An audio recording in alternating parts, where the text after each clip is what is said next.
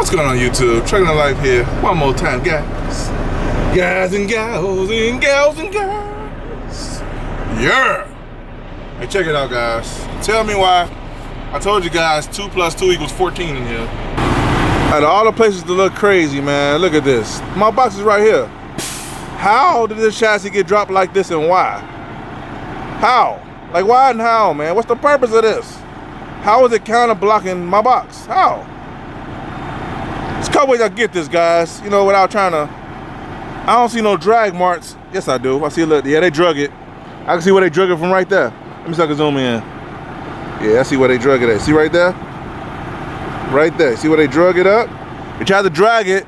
They said, forget this. I'm out of here. They got problems. And they left it. They just blocked this one up. These guys, boy. Because if I try to come in on an angle right there, I might run a risk of trying to, man, what is this? Who, you know, I'm gonna try to move this other way, guys. All right, guys, stay tuned.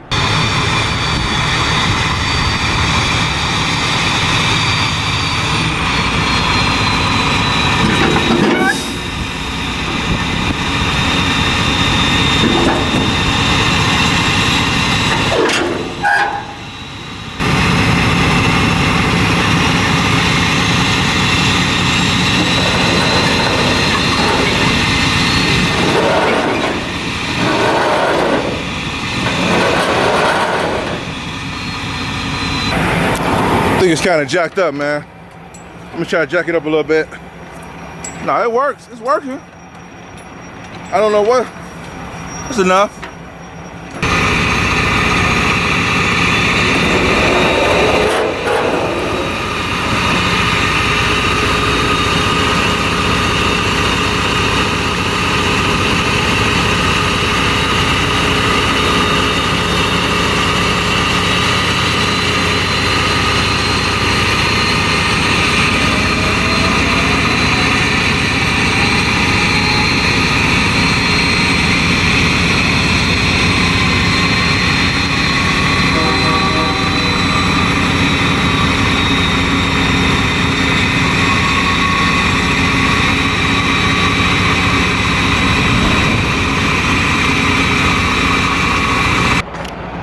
I don't know what happened, but I'm finna drop this boy, hook my box, and get out of here.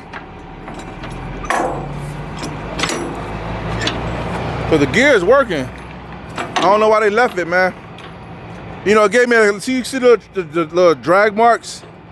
I guess the brakes must have locked up on them because I see some flat spots over there. So let me show you guys what I'm talking about. So you gotta be a crime scene investigator, guys. Look at the drag marks. See, they drug it 5 seconds ago. Then he dropped it right there. They didn't even bag it up right, guys. They left it right there. You see right here where the flat marks was beginning to come, but they rolled for me. I don't know. As you guys can see, there's a train, not in the rail yard, but outside the rail yard. They jacking us up. The end of the train is right here, but it's blocking the track right here on the street. I'm a civilian, technically speaking, I'm not a rail yard guy right now. I'm a civilian, and we are stuck by a train. Any train operators out there, if there are any train operators out there, guys, let me know what do you guys be doing when you go back and forth like this. Look over here. I promise I'll get to the point of the video, guys. Look, they going back now. They was going forward, blocking us up. Now they going back. Then they went back forward. Now they going back. And don't let that speed fool you, man. They did it before. Then it came to a screeching halt, baby. It went the other way. What is going on out there, man? Like, what's going on in the train world, man? To block up the main drag like that. Anyway, guys, so the point of this video, guys, is if you become an owner-operator, I don't care how you do it, whether you lease onto a company or whether you got your own authority, you do your own thing. Is it guaranteed you're gonna make money? And the short answer is yes, you'll make money. Now, making money is all relative. It depends on how you look at it. You gotta scrutinize the words or the semantics of the wordplay. I'm trying to sound all bright and smart and sound like an idiot. Anyway, you gotta make sure when you're making your money, you gotta make a surplus, or we call this a profit. That's the problem. I think a lot of owner operators believe that Well, if I get a truck and I get out here, get to working, I'll be able to, you know, make my own money. I'll be able to make, you know, buku cash. I'll be able to roll over, throw my money on the bed, start rolling in like, yeah, mommy, pops, we did it now, we made it. Look here, guys, look here.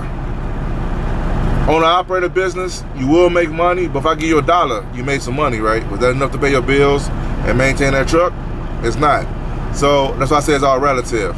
So anyway, you won't necessarily make a profit or surplus of money if you become an owner-operator. You have to know basic business 101, profit loss.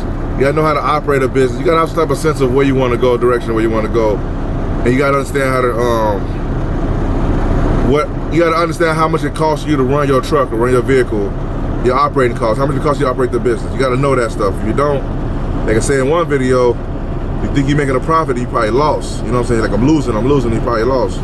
Because you don't know. So the long story short is, you can make money as an owner operator, but will you make enough to be able to survive, grow, profit, live comfortably without actually stressing yourself out? That's all up to you. So I'm gonna name some things on this video, guys, that ain't so pretty, but it's real. One thing is, when you deal with brokers, I don't know not one broker, I ain't gonna say no, I don't know if there's any brokers on here, but I don't know no brokers that I've dealt with personally that know you're supposed to be. See the train stopping again, guys. I don't know what's going on with this thing, man. I don't know what's going on with it. But he blocked up the main drag, man. Move that train over there, man. Move it to the yard where it belongs. It belongs in the yard. Anyway, I don't know no brokers personally that I've dealt with that knew you're supposed to get paid a certain amount for a certain run and voluntarily paid you for what you're supposed to get paid. I don't know not one. It's a rule of thumb when we're dealing with negotiating with brokers that we do out here. You have your baseline, your bare minimum you're willing to run for, and then you start above that, because y'all go negotiate your way back down to it. It's going to happen. So if you start where you want to run that run for, you start there, you're going to go below that line because they're going to try to negotiate you down. So if you don't know what you're doing on that part, you will be running out here running loads for free. You will be out, but eventually you'll be out of business if you keep doing that. Number 2 is, and I don't know how many it's going to be, I'm just naming them, just count them out. As I'm sitting stuck behind this back and forth, this I call this what do you call that when you got two personalities? Is you buy what? I don't know what it is when you got two personalities. This not biracial. I mean, you buy, I don't know, this double-minded train. Keep going back and forth. It's stopping now. It's going, man, anyway. So anyway, like I was saying was, what was I saying? Anyway, number 2 is, even if you leased onto a company, you still gotta understand that the dispatchers, they gonna tell you everything you're supposed to get paid. Like if you go do a run and they say, well, the run don't work out. I don't know. I've had a handful of guys, dispatchers, that told me this. They said, well, you get truck order not used, or you get a dry run, or you get a stop off. Them are terminologies you need to know if you running in a motor, if you running trucking period, owner operator period though.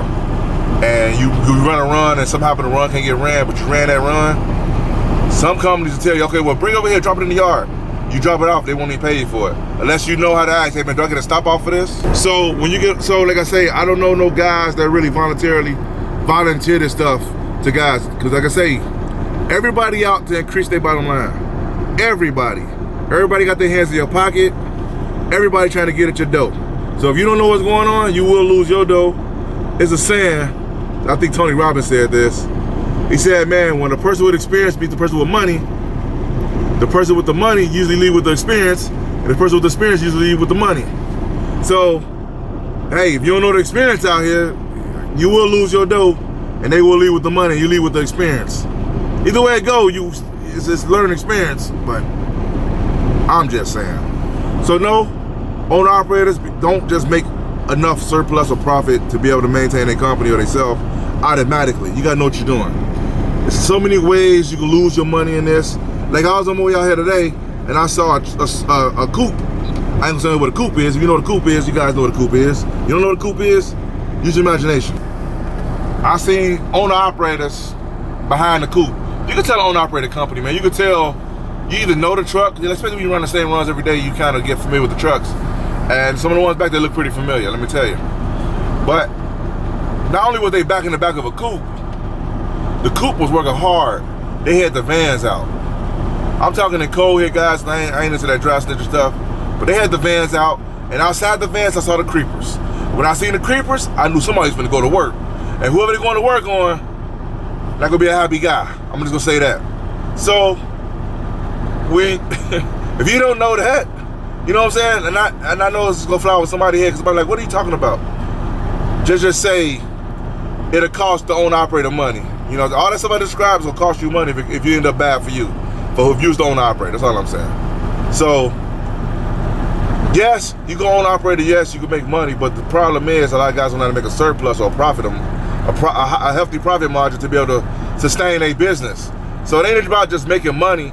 This train is irritating me, guys. I'm not lying, this train is irritating me. Like it's just stopping, and it's like holding up the main drag. It's just stopped. It's somebody like left the building. I don't know what's going on with these trains. Get off the road, man. They block us up in the rail yard, they block us up out on the street. What's the deal? Anyway. I was telling the driver the other day, guys, this right here. Now I'm in the video on this note. It don't have to be a long video for this, guys. But the answer is, yeah, you could make money as an owner-operator. The problem is, will you be able to sustain it over a long period of time, at least 5 years? Or will you be able to make a surplus or a profit to maintain? That's the problem. That's where the problem come in at. So I was telling the driver the other day, a lot of owner-operators out here, we play defense. We don't play no offense. Defense is, I hope this truck don't break down. I hope I get a decent run. I hope these runs paying decent. Hope the fuel prices don't go up. I hope this, I hope that, I hope this, I hope that. We plan it all day, every day. Instead of saying, okay, I'm gonna run this many runs, I'm gonna take off, I'm gonna invest here. If I don't invest there, I'm gonna, if the runs ain't paying too good, I'm gonna sell my truck. I got another meeting over here I'm gonna do anyway. I gotta take care of some business anyway outside of this, because apparently this ain't working out too good at the moment, so I'm gonna sell my truck. That's, you know what I'm saying, you gotta play offense and defense. A lot of us play defense only, man. That's why we lose. Yeah, guys, if you wanna be an owner-operator, know what you're doing, pretty much. Play offense and defense, not just defense. Anyway, hi YouTube. Hope this video is helpful. Give you a little understanding of what's going on around here. And I'll see you guys next video. Peace.